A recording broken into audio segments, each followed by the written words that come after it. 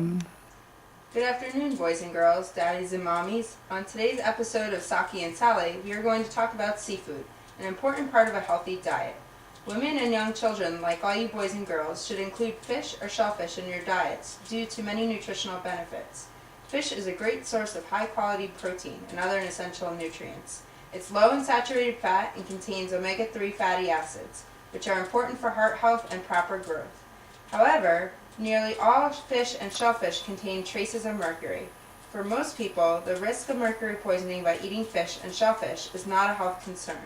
Yet, some fish and shellfish can contain higher levels of mercury that may harm an unborn baby or young child's developing nervous system. The Food and Drug Administration and the Environmental Protection Agency are advising women who may become pregnant women, nursing mothers, and young children to avoid some types of fish and eat fish and shellfish that are lower in mercury. Now that you are familiar with the topic of our segment today, let's turn to Sally for some introductory information on mercury. Hello everyone. So let's start with the basics. What is mercury and where does it come from? Mercury is a chemical element with the symbol Hg. It is a heavy, silvery white metal that occurs naturally in the environment and can also be released into the air through industrial pollution.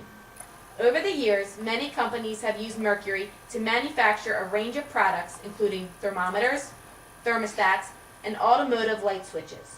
Although the metallic mercury in these products rarely poses a direct health hazard, industrial mercury pollution becomes a serious threat when it is released into the air by power plants, certain chemical manufacturers, and other industrial facilities. In these situations, mercury either falls directly into oceans and waterways or is deposited on land where it can be washed into the water.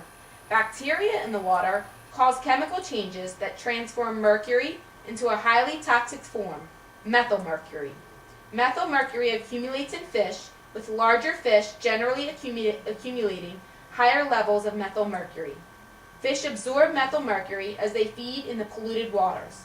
It is this type of mercury which can be harmful to unborn babies and young children. Health problems caused by mercury depend on how much has entered your body, how it entered your body, how long you have been exposed to it, and your body's response to the mercury. Let's see if Sockie's done his homework. Do you happen to know the symptoms and adverse effects of mercury poisoning? As a matter of fact, I do. Once in the human body, mercury acts as a neurotoxin, interfering with the brain and nervous system. Prenatal and infant mercury exposure can cause mental retardation, cerebral palsy, deafness, and blindness. Even in low doses, mercury may affect a child's development, delaying walking and talking, shortening attention span, and causing learning disabilities. In adults, mercury poisoning can adversely affect fertility and blood pressure, regulation, and can cause memory loss, tremors, vision loss, and numbness of the fingers and toes. Based on a July 2005 report from the Center for Disease Control and Prevention, 1 in 17 women of childbearing age have mercury in their blood above 5.8 micrograms per liter of blood, a level that could pose a risk to a developing fetus. This is quite alarming. So, what actions are being taken to reduce these numbers? Sally, do you have any information in this area? Actually, I do. I found some very useful information on the Environmental Protection Agency's website. State, tribal, and local governments protect people from possible risks of eating contaminated fish by monitoring their waterways and issuing fish advisories when contaminant levels are unsafe.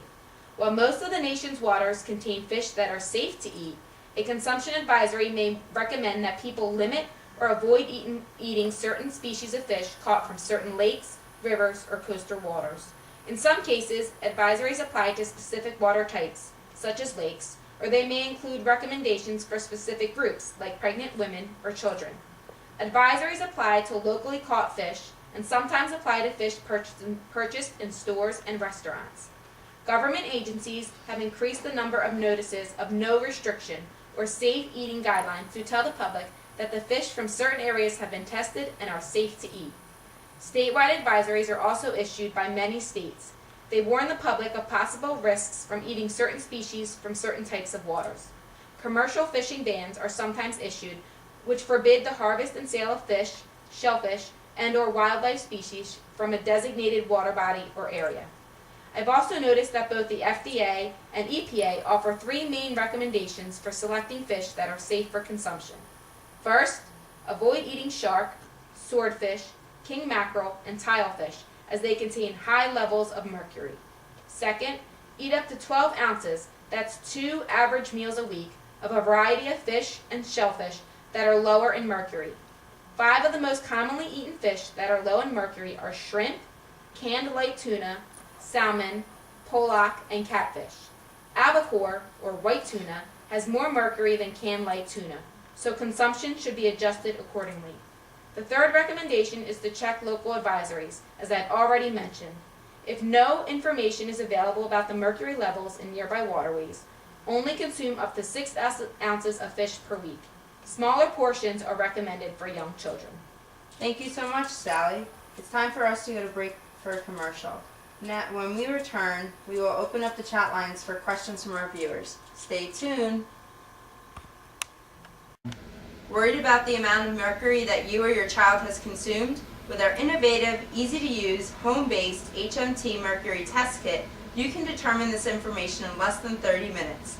Saliva or urine can be used for analysis according to this user-friendly directions provided within each kit.